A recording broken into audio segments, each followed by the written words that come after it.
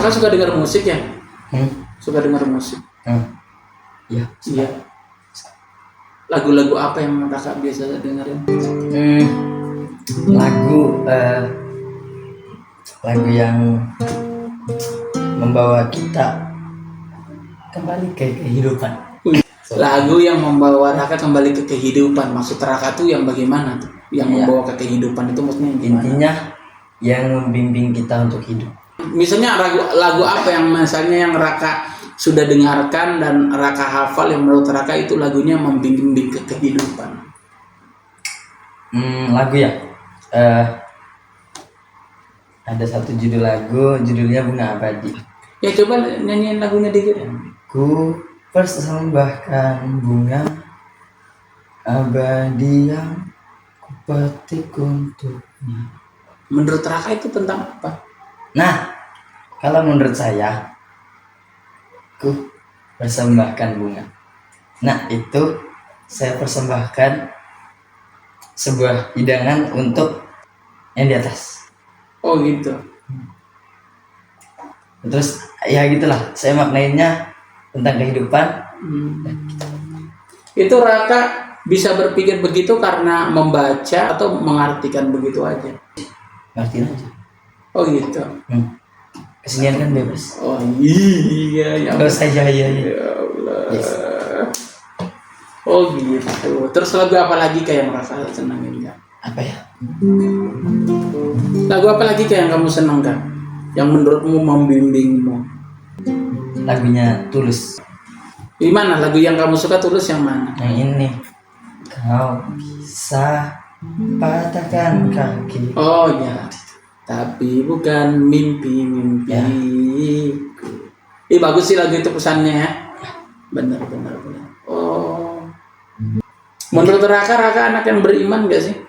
Iya. Beriman ya. Berarti Raka percaya ada Tuhan ya? Percaya. Yakin ya. Raka lagi kenapa sih sakit? Iya. Apanya tenggorokannya? Menurut Raka kalau dari 0 sampai dari 1 sampai 10 seberapa besar Raka percaya Tuhan itu ada? Dari berapa? 1 sampai 10. 1 sampai 10. Sebesar-besarnya. Sebesar-besarnya. Oh, sebesar-besarnya. Bahkan kalau bisa melampaui angka 10 itu. Nggak pakai angka juga bisa. Iya. Berarti Raka yakin banget Tuhan itu ada ya? Yakin banget ya? Kalau misalnya saya bilang, Kak, Tuhan itu nggak ada, nggak usah sholat. Raka gimana responnya? Ya udah, cuekin saja. Berapa umur Raka sekarang? 15. 15. Pernah nggak Raka tiba-tiba kepikiran bertanya, maksudnya pernah nggak ada dapat momen Raka berpikir, bener nggak sih ada Tuhan? Gitu. Pernah. Kapan itu? Nggak tahu, dulu aja sih. Waktu SD. Ya. Pernah berpikir begitu ya? Pernah. Menurut Raka kenapa tiba-tiba Raka mikirin itu? Angin bodoh. Saya mau nyanyi kayak didengerin dan diresapi aja ya kayak. Dalam tarikan nafasku engkau ada, tapi di mana? Sedang kemana?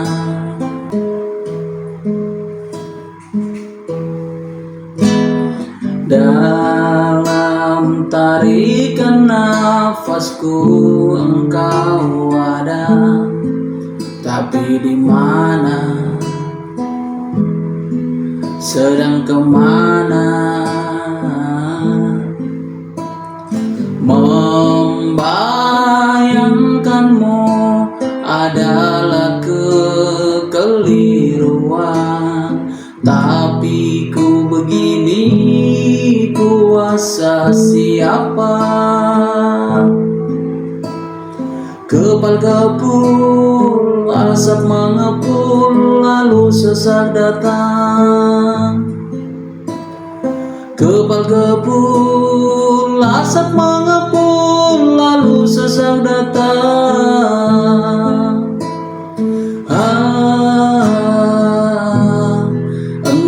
Engkau di mana?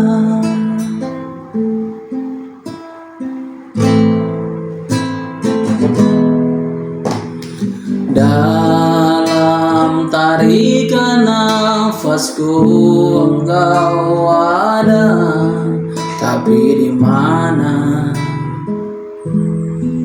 Sedang kemana? Membayangkanmu adalah kekeliruan, tapi ku begini kuasa siapa?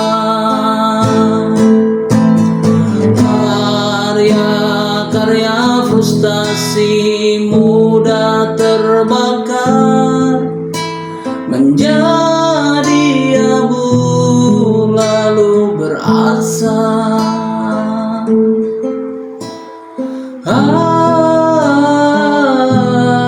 Engkau di mana?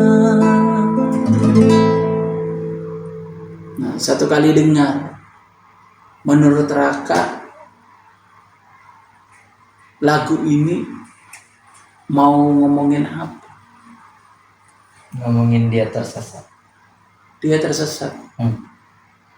Ketersesatan yang bagaimana tuh? Kalau di adeganin jadi film bagaimana adegan? Raka bayangin mau buat film adegannya seperti apa, mencerminkan lagu ini. Misal nih ada orang terkurung di sebuah ruangan. Nah, ruangan itu nggak bisa dilihat oleh orang. Oh, jadi ruangan itu nggak ada yang bisa lihat. Okay. Dia aja nggak bisa lihat, tapi dia tuh. Bisa nggak saya ngomong begini? Dia itu nggak tahu tiba-tiba terkurung aja di situ. Bisa. Iya. Bisa. Dia nggak tahu penyebabnya, tiba-tiba, loh, kok aku terkurung? Gitu ya, bisa ya. Nah, ya terus.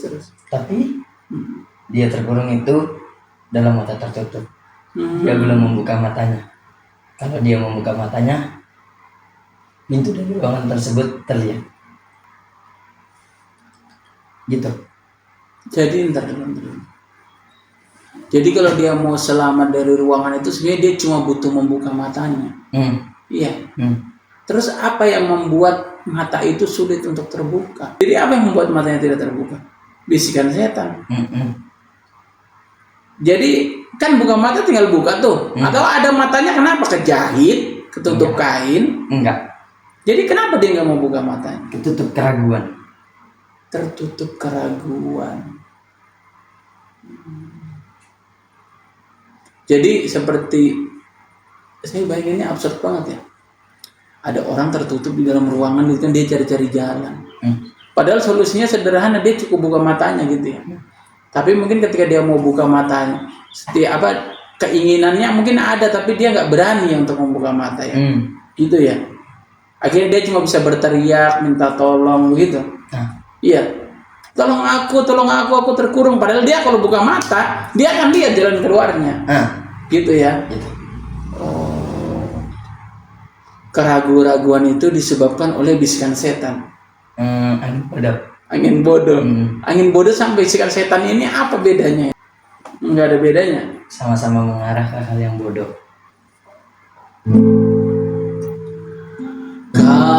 Karya-karya frustasi mudah terbakar menjadi abu lalu berasa. Karya-karya frustasi mudah terbakar menjadi abu lalu berasa.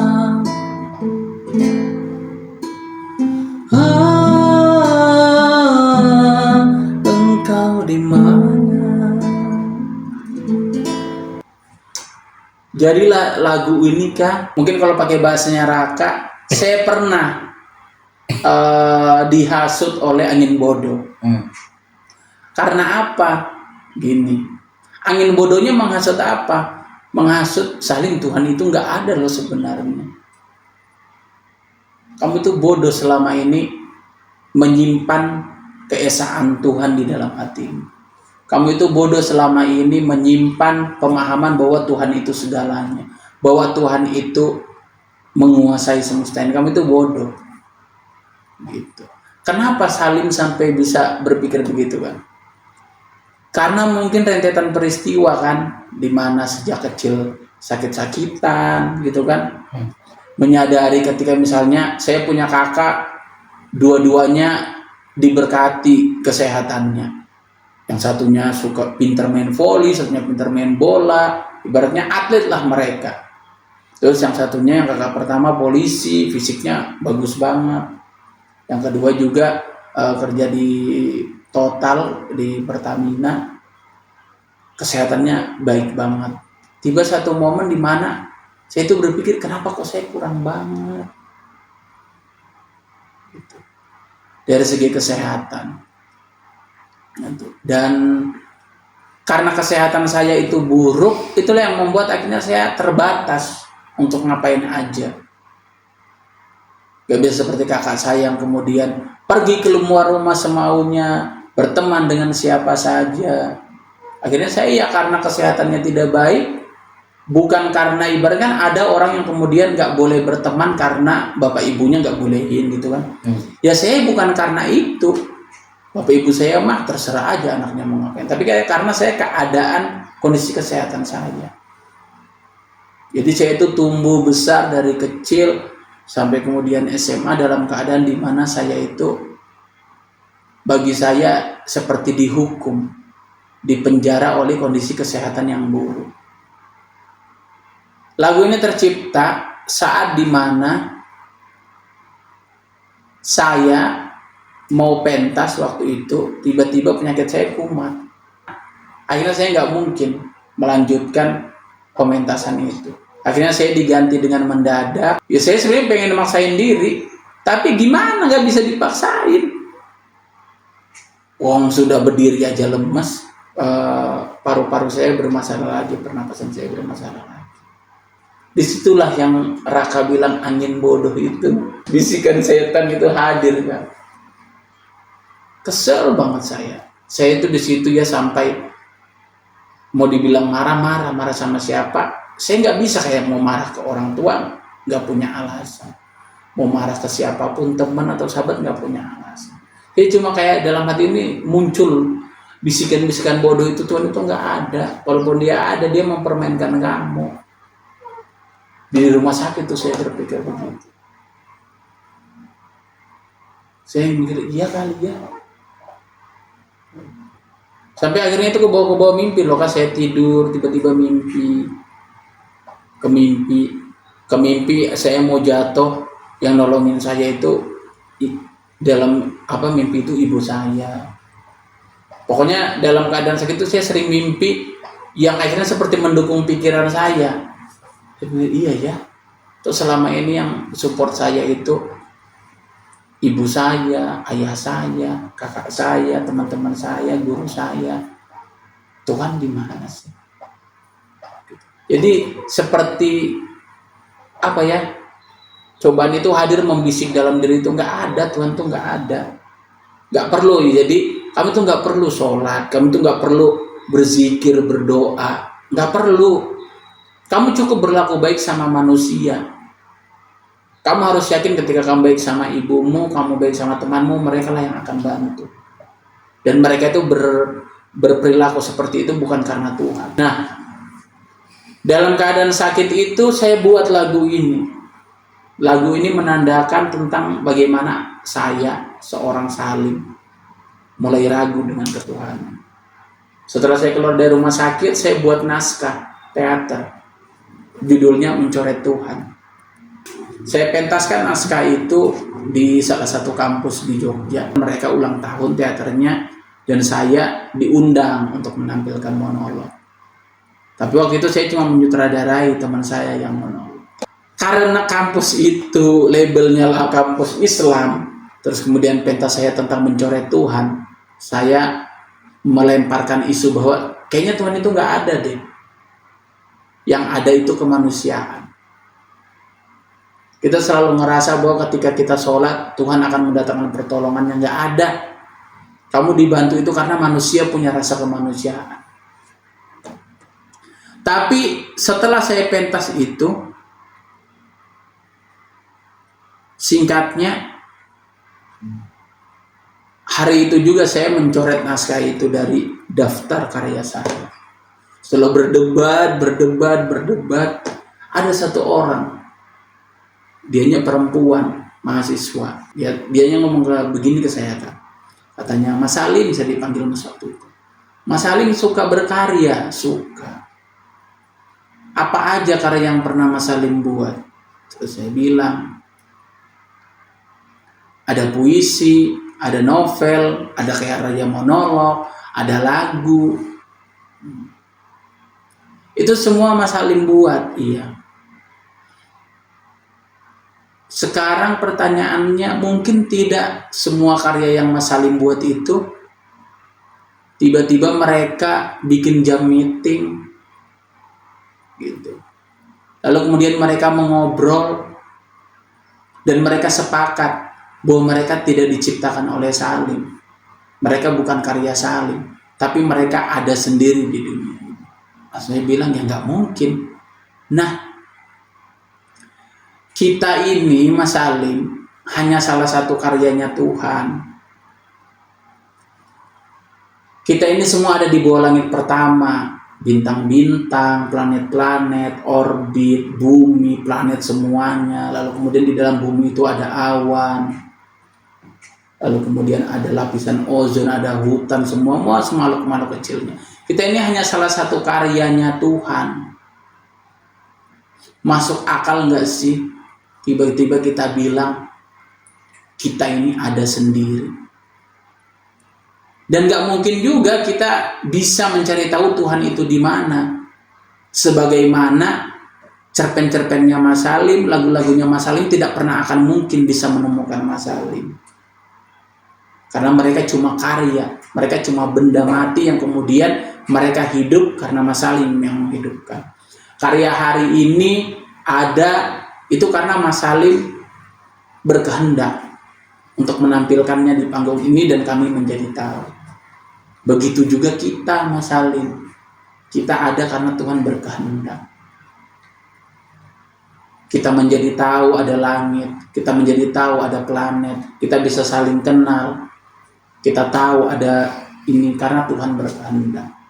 Nah, saya nggak ngerti kenapa Kak cewek itu seperti berhasil menyadarkan saya. Iya juga ya. Terus dia ingatkan lagi, Mas Salim pengen Tuhannya Mas Salim bisa ditahu sama Mas Salim. Mencari tahu Tuhan itu gimana, akhirnya Mas Salim menemukannya. Seperti Mas Salim kehilangan gunting kuku. Terus Mas Salim cari di rumah, akhirnya ketemu gunting kukunya. Wah, gunting kukuku. Gitu. Sama seperti Tuhan, tiba-tiba kita cari Tuhan itu di mana, kita temukan. Berarti Tuhan bertentangan dengan firman-Nya, bertentangan dengan ayat yang kita yakini. Surat Al-Ikhlas bahwa Tuhan itu tidak serupa dengan apapun. Kalau Tuhan bisa kita temukan, berhasil kita temukan, maka dia setara dengan gantungan kunci. Yang kalau hilang bisa kita cari, bisa kita temukan. Nah, jadi malam itu setelah saya pentas mencoret Tuhan, malam itu juga Tuhan menolong saya, menyadarkan saya bahwa nggak layak. Hanya karena kamu sakit-sakitan dari kecil, nggak layak. Terus kamu bilang Tuhan itu nggak ada. Langsung dibilang, Mas Salim coba pergi ke Jakarta, di bawah-bawah kolong jembatan, di pinggiran-pinggiran rel, orang-orang yang nggak punya penghasilan tetap, yang kalau tidur hujan masih, ibaratnya kalau mereka mau tidur itu masih mikirin hujan nggak ya malam ini. Cari tempat yang teduh. Di antara mereka itu ada loh yang tidak seberani Mas Salim bilang bahwa Tuhan itu tidak ada. Hidupnya Mas Salim itu indah. Dari karya itu kan mereka jadi tahu hidup saya kan. Karena saya tuliskan dengan rapi. Hidupnya Mas Salim indah, punya bapak yang baik, ibu yang baik. Cuma Mas Salim punya kekurangan sakit-sakitan. Hanya karena sakit-sakitan Mas Salim bilang Tuhan itu nggak ada. Di Jakarta sana Ada orang Mas Salim yang dari kecil hidupnya nggak layak. Begituin saya. Hidupnya nggak layak, serba kekurangan. Tapi kalau ditanya Tuhan itu ada, mereka akan jawab Tuhan itu ada. Jadi coba Mas Salim berpikir lagi. Dan setelah malam itu, saya berhenti untuk tidak bersyukur pada Tuhan. Semenjak hari itu saya banyak tuh jalan-jalan. Jadi saya suka jalan-jalan. Jalan-jalan ke luar-luar, ngelihat kehidupan orang. Kamu akan ngerasa ternyata hidupmu jauh lebih baik dibanding orang-orang di luar sana. Jadi lagu ini momen dimana saya pernah ketempelan angin bodoh itu, Pak. Itu. Sampai saya punya puisi begini, Kak. Saya itu menghujat Tuhan dengan puisi begini. Tuhan, aku ingin bersetubuh denganmu. Tuhan, aku ingin bersetubuh denganmu. Tidakkah kau lihat aku sedang ereksi? Aku masih muda. Aku tidak perlu obat kuat. Biarkan aku dan kau menyatu. Merasakan betapa nikmatnya anugerah birahi ini. Hingga aku yakin bahwa kau benar-benar tidak ada. Gitu. Jadi dalam waktu yang pendek itu, nggak pendek juga sih, sekitar 1 semesteran. Saya buat lagu ini, saya buat naskah itu, lalu kemudian saya terjebak dalam keadaan saya nggak percaya sama Tuhan. Gitu. Dia baru saya itu kayak ibarat kalau sekarang kan aktif buat story di WA kan, kalau dulu di Facebook tuh. Tiap hari saya buat postingan. Terus saya masuk ke grup-grup ateis, tidak percaya Tuhan gitu-gitu tuh. Masuk tuh komunitas begitu. Terus saya nggak sholat. Selama sekitar 6 bulan itu nggak sholat. Terus kalau teman-teman saya sholat, saya ece-ecein. Pernah saya berada pada momen itu. Dan alhamdulillah setelah saya pentas itu, Tuhan masih mencintai saya. Saya dikirimkan seorang sahabat perempuan yang berhasil berdialog dengan baik dengan saya dan akhirnya mengembalikan cara berpikir saya. Begitu. Nah, jadi saya cuma mau cerita itu ke hari ini ke kamu. Makanya saya tanya Raka itu yakin Tuhan itu ada. Sebagai pengingat, Salim sebagai guru gak pengen Raka terjebak pada fase yang kemudian saya pernah melewatinya dan saya sudah buang fase itu. Saya berharap kedepannya Raka nggak masuk pada fase buruk itu.